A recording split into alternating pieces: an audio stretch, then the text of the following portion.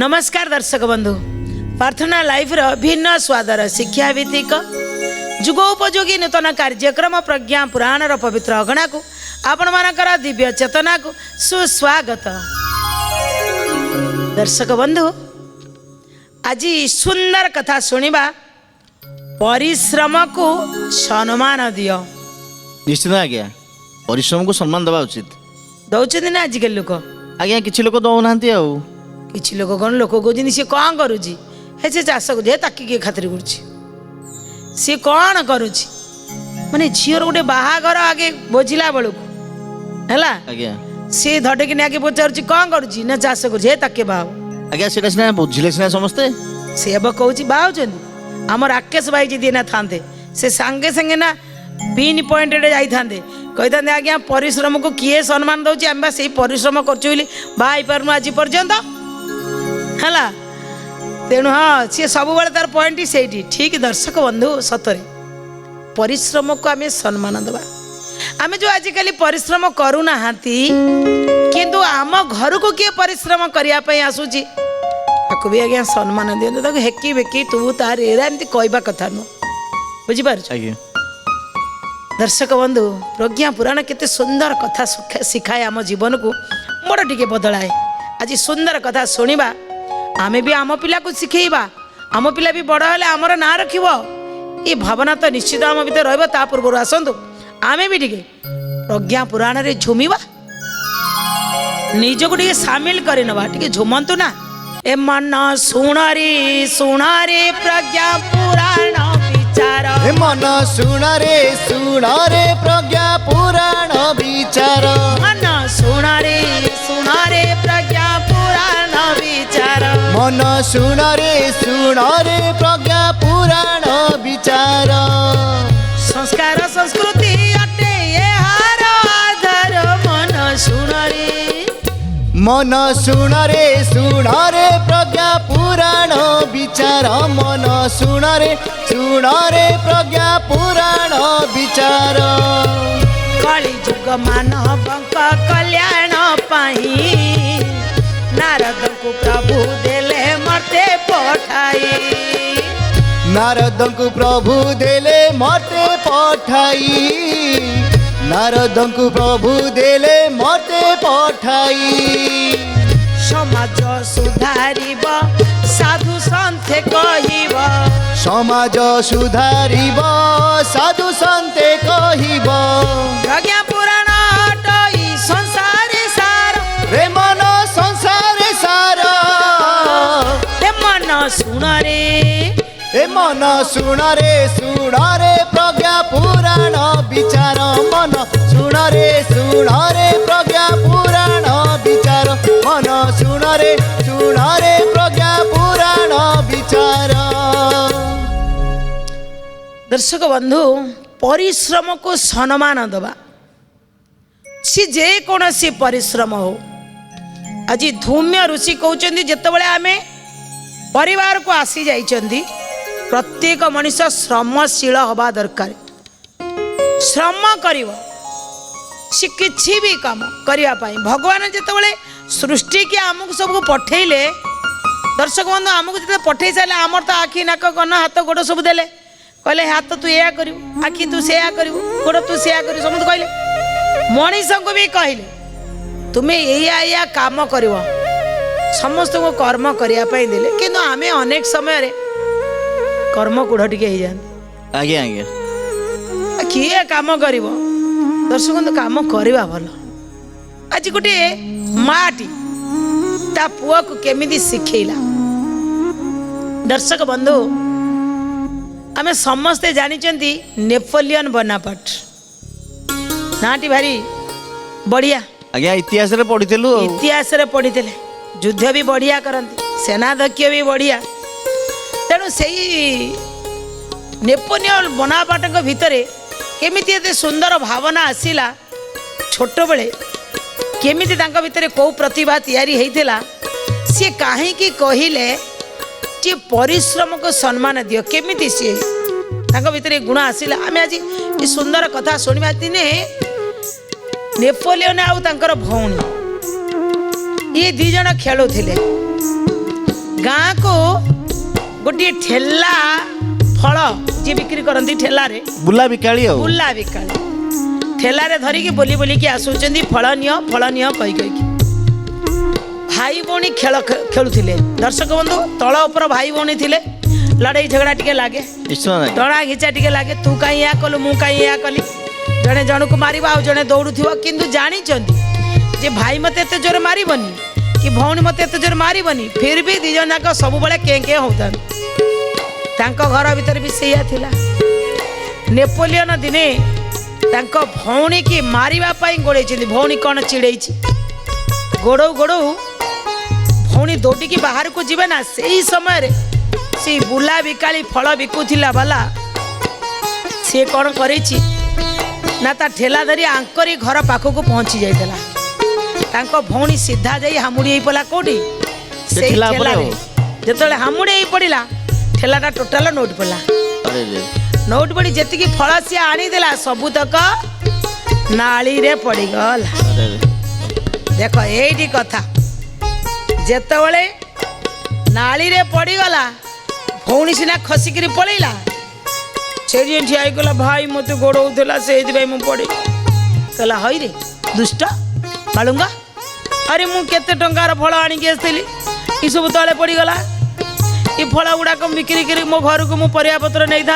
डाली चाउल नहीं था मो छुआ मैंने घरे अनै देवे दुष्ट चल तो माँ पाखक चल धरिकी माँ पाखक नहीं गला कहला माँ आपण पुआ ना माने आमे जो जमाना कथा कहूँ चिंता करते ଏବେ ଆଜିକାଲି ଆଜ୍ଞା ଯିଏ ଯଦି କ'ଣ ଭୁଲ କଲା ସାଙ୍ଗେ ସାଙ୍ଗେ हाथ उठिब ଆଜ୍ଞା कहले मोर 1000 टंकार फल आज्ञा नाली रे पड़गला कहतु ना मो स्त्री पिला समस्ते घरे चाहते बिकिकी नेले डाली चाउल ने भी मो घर चलो आज्ञा गरीब लोकटे मु माँ कहले केते टंका होता ना 1000 टंका बिक्री करते आज्ञा 2000 टंका होता मोर आउ माँ कहले ठीक अच्छे 2000 टंका होता तो माँ आनिले 2000 टंका हाथ को देदेले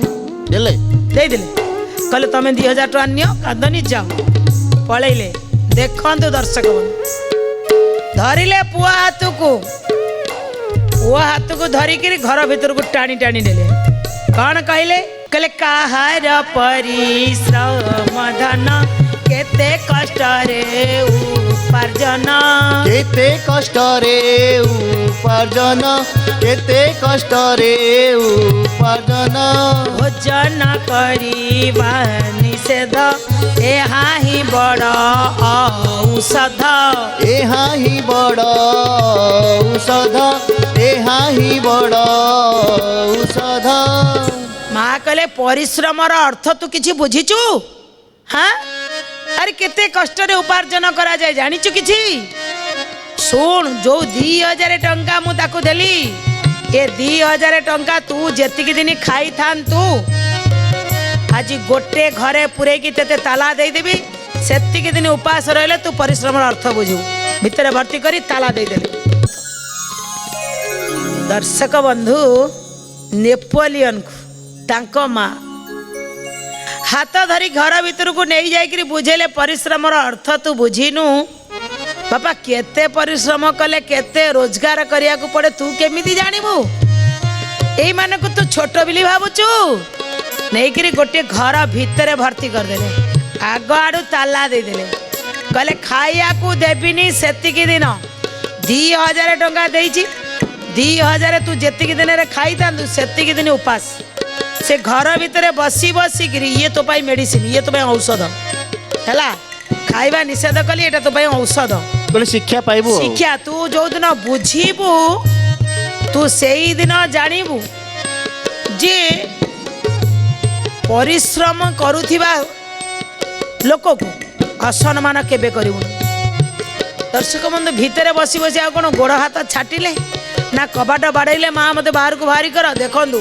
छोट बेले मुंड भीतर आसिला नेपोलियन कर जो माने परिश्रम करती निश्चित से माने बड़ आगे से को सब सम्मान दबा दरकार नले मो माँ तो मत एत भल पाए मत से दिन खाया को दबनी गोटे घर भीतर रखियो ये चिंता है माने निहाती परिश्रम जो माने करती से माने बड़ प्रथम छोट बड़ू मुंड भीतर रहीगला दर्शक बंधु ଯେତେବେଳେ ବୁଝିପାରିଲେ ଘରେ ଭିତରେ ଥାଇକିରି କହିଲେ ମା କେତେ ଦିନ ପର୍ଯ୍ୟନ୍ତ ଉପାସ ରହିବି, କିନ୍ତୁ ମୁଁ ବୁଝି ସାରିଲେ ପରିଶ୍ରମର ମୂଲ୍ୟ।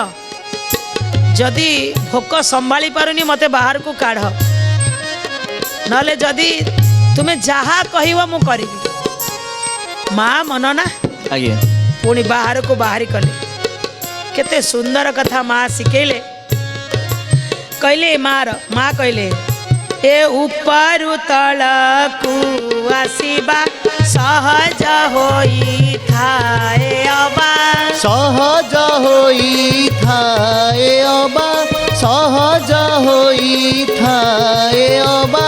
ତଳୁ ଉପରେ ଯିବା ପାଇଁ ଅନ୍ୟକୁ ସାହାଯ୍ୟ କରଇ, ଅନ୍ୟକୁ ସାହାଯ୍ୟ କରଇ, ଅନ୍ୟକୁ ସାହାଯ୍ୟ କରଇ।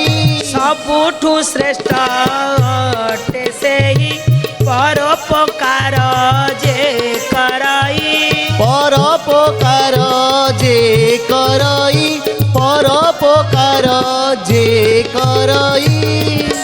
ଦେଖନ୍ତୁ ଆଜ୍ଞା ମା କ'ଣ ଶିଖେଇଲେ କହିଲେ? କହିଲେ ଉପରୁ ତଳକୁ ଆସିବା ସହଜ। ଆରେ କୌଣସି ମା ଛୋଟିଆ କାହାଣୀଟିଏ କହୁଛନ୍ତି। କହିଲେ ଟ୍ରେନରେ ଯିବା ସମୟରେ, ବସରେ ଯିବା ସମୟରେ ଜଣେ ଓହଳି ଥିବ, ଜଣେ ତଳେ ଅଛି, ସିଏ କ'ଣ କରୁଥିବ ତାକୁ ଧରିକି ଟାଣିଦେବ, ଆଜ୍ଞା ସେ ତଳକୁ ପଳେଇ ଆଇଲା। ମା କ'ଣ କହିଲେ ପୁଅକୁ କ'ଣ ଶିଖେଇଲେ?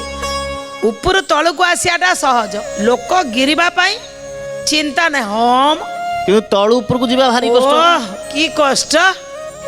ତଳୁ ଉପରକୁ ଯିବା ପାଇଁ ହେଲେ ବନ୍ଧ ବାନ୍ଧିବାକୁ ପଡ଼ିବ, ତଳୁ ଉପରକୁ ଯିବା ପାଇଁ ହେଲେ ନିଜକୁ ବହୁତ କଷ୍ଟ କରିବାକୁ ପଡ଼ିବ।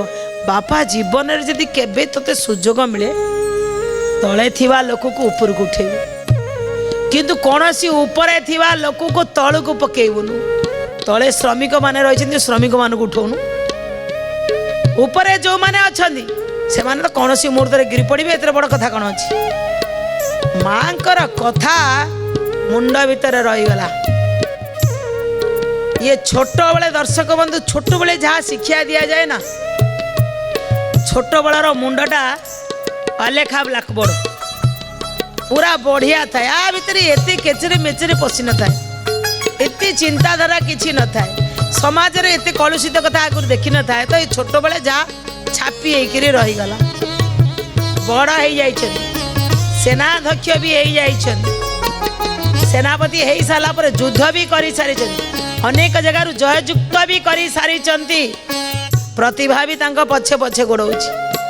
ଥରେ ରାସ୍ତାରେ ଯାଉଛନ୍ତି, ସିଏ ଚାଲିଛନ୍ତି, ତାଙ୍କ ଆଗରେ ପଛରେ ଚାଲିଛନ୍ତି ତାଙ୍କର ସବୁ ସହକର୍ମୀ ମାନେ। ଆଗ ଆଡ଼େ କିଛି ଚାଲିଛନ୍ତି, ପଛ ଆଡ଼େ କିଛି ଚାଲିଛନ୍ତି। ଇଏ ଯେ ଚାଲୁଛନ୍ତି ପୁରା ରାସ୍ତାକୁ କଭର କରି। କିଏ ଆମେ ହେଲୁ ନେପୋଲିୟନ ବୋନାପାର୍ଟଙ୍କ ଲୋକ, କିଛି ଥାଆନ୍ତି ସେ, ଡର ଭୟ ନାହିଁ ଆଉ। ଏ ପୁରା ରାସ୍ତା କଭର କରି ଚାଲୁଛନ୍ତି। ଯେତେବେଳେ ରାସ୍ତାକୁ କଭର କରିକି ଚାଲୁଛନ୍ତି, ବୋନାପାର୍ଟଙ୍କ ଆଖିରେ ପଡ଼ିଗଲା ପଛରେ ଜଣେ ବୋଝ ମୁଣ୍ଡେଇ ଗୋଟେ ଶ୍ରମିକ ଆସୁଛି। ସେ ଏପଟରେ ଯିବା ପାଇଁ ଚାଲିଲା, ଲୋକ ସେପଟେ ସିଟ୍ ଟିକେ ଧିମେଇକିରି ଚାଲୁଛି। ଦର୍ଶକ ବନ୍ଧୁ ଏଇଠି ରହିଛି କଥା। ନେପୋଲିୟନ ବୋନାପାର୍ଟ କ'ଣ କଲେ? ଯେତେବେଳେ ଦେଖିଲେ ବୋଝ ମୁଣ୍ଡେଇକିରି ଆସୁଛି ଜଣେ ଶ୍ରମିକ, ଆଉ ଆଗରେ ମୋରି ଲୋକମାନେ ପୁରା ରାସ୍ତାକୁ ବ୍ରେକ୍ କରିଦେଇଛନ୍ତି, ମାନେ ପୁରା କଭର କରିକି ଚାଲୁଛନ୍ତି। କ'ଣ କଲେ? ଦର୍ଶକ ବନ୍ଧୁ, ମା ହେଉଛି ପ୍ରଥମ ଗୁରୁ। ଛୋଟବେଳେ ଯାହା ଶିଖେଇଥାନ୍ତି ପୁରା ଶିଖେଇ ଦେଇଥିଲେ। ଆଜି ସେଇଟା କେମିତି ବଡ଼ ହେଲା ପରେ ପ୍ରଭାବ ପଡ଼ୁଛି ଦେଖନ୍ତୁ। କୁହାଯାଏ ଏ ମାତା ହିଁ ଯେ ପ୍ରଥମ ଗୁରୁ, ଶିକ୍ଷା ମିଳଇ ଶୈଶବରୁ, ଶିକ୍ଷା ମିଳଇ ଶୈଶବରୁ, ଶିକ୍ଷା ମିଳଇ ଶୈଶବରୁ। ଯାହା ସେ ଶିଖେ ଶୈଶବରେ, ମନରେ ଦୃଢ଼ ଭାବେ ଧରେ, ମନରେ ଦୃଢ଼ ଭାବେ ଧରେ, ମନରେ ଦୃଢ଼ ଛୋଟ ବେଳେ ମାଙ୍କର ଯୋଉ ଶୈଶବ ସମୟର କଥା ଆଜି ମନ ପଡ଼ିଗଲା ନେପୋଲିୟନଙ୍କର। କ'ଣ ମନ ପଡ଼ିଗଲା ନା ଇଏ ରାସ୍ତାରେ ଚାଲିଛନ୍ତି କିନ୍ତୁ ସମ୍ମାନ ଦଉନାହାନ୍ତି ଜଣେ ଶ୍ରମିକଙ୍କୁ। ବୋଝ ମୁଣ୍ଡେଇକିରି ଜଣେ ଶ୍ରମିକ ଆସୁଛନ୍ତି, ବୋଝଟା ଦି କେତେ ଭାରି ହେଲେ ଏମାନେ ରାସ୍ତା କଭର କରିକି ଚାଲିଛନ୍ତି। ସିଧା କଲେ ରାସ୍ତା ଛାଡ଼, ଆରେ ପରିଶ୍ରମକୁ ସମ୍ମାନ ଦିଅ, ସମ୍ମାନ ଦିଅ। ତୁମେ ସମ୍ମାନ ନ ଦେଇ ନିଜେ ଚାଲିଛନ୍ତି ବେପରୁଆ ହେଇକିରି। ସାଙ୍ଗେ ସାଙ୍ଗେ ତାଙ୍କ ସାଙ୍ଗମାନଙ୍କୁ କହିଦେଲେ, ତାଙ୍କର ସବୁ ଯେଉଁମାନେ ସାଙ୍ଗରେ ଆସିଥିଲେ କ'ଣ କହିଲେ, ଏ ପରିଶ୍ରମକୁ ସମ୍ମାନ ଦିଅ, ଆଗରୁ ରାସ୍ତା ଛାଡ଼ି ଦିଅ, ଆଗରୁ ରାସ୍ତା ଛାଡ଼ି ଦିଅ, ଆଗରୁ ରାସ୍ତା ଛାଡ଼ି ଦିଅ। କାହାକୁ ହେୟ ନ ମାନିବା, ରାଜ୍ୟ ମେରୁଦଣ୍ଡ ଭାବିବା, ରାଜ୍ୟ ମେରୁଦଣ୍ଡ ଭାବିବା, ରାଜ୍ୟ ମେରୁଦଣ୍ଡ ଭାବିବା। ସତ୍ପ୍ରବୃତ୍ତି ଅଭିବର୍ଦ୍ଧନ ସମସ୍ତଙ୍କ ପକ୍ଷେ ସମାନ, ସମସ୍ତଙ୍କ ପଛେ ସମାନ, ସମସ୍ତଙ୍କ ପଛେ ସମାନ। ସେ ସମସ୍ତଙ୍କୁ କହିଲେ ହେଇ ପରିଶ୍ରମକୁ ସମ୍ମାନ ଦିଅ। ଶ୍ରମିକ ହେଉଛି ରାଜ୍ୟର ମେରୁଦଣ୍ଡ। ଶ୍ରମିକ ନଥିଲେ ନା ଖାଇପାରିବ ନା କିଛି ବି କରିପାରିବ। ପରିଶ୍ରମୀ ଲୋକକୁ ତମେ ହେୟ ଭାବୁଛ? ଆରେ ବଢ଼ିଆ କଥାଟିଏ ଶେଷରେ କହିଲେ, କହିଲେ ଏ ରାଜ୍ୟର ଉନ୍ନତି ସେତେବେଳେ ହେବ ଯେତେବେଳେ ଆମେ ପରିଶ୍ରମ କରୁଥିବା ଶ୍ରମିକମାନଙ୍କୁ ସତ୍ ପ୍ରବୃତ୍ତି ଆମ ଭିତରେ ଅଭିବର୍ଦ୍ଧନ କରି ଯେତେବେଳେ ତାଙ୍କୁ ସମ୍ମାନ ଦେବା। ଏ ପୁରା ରାଜ୍ୟର ପ୍ରତ୍ୟେକ ନାଗରିକଙ୍କ ପକ୍ଷେ ଏହା ନିହାତି ଉଚିତ ଯେ ଯେଉଁମାନେ ପରିଶ୍ରମ କରୁଛନ୍ତି, ଯେଉଁମାନେ ଶ୍ରମିକ, ଯେଉଁମାନେ କୃଷକ, ତାଙ୍କୁ ସମ୍ମାନ ଦେବେ। ତାହେଲେ ରାଜ୍ୟର ଦେଶର ମେରୁଦଣ୍ଡ ଠିକ୍ ରହିବା ସହିତ ସେଇ ଦେଶ ହିଁ ବେଶୀ ଅଗ୍ରଣୀ ହେଇପାରିବ। ଆଉ ଆମ ଭିତରେ ସେଇ ସତ୍ପ୍ରବୃତ୍ତି ସମ୍ବର୍ଦ୍ଧନ ହେଇପାରିଲାନି।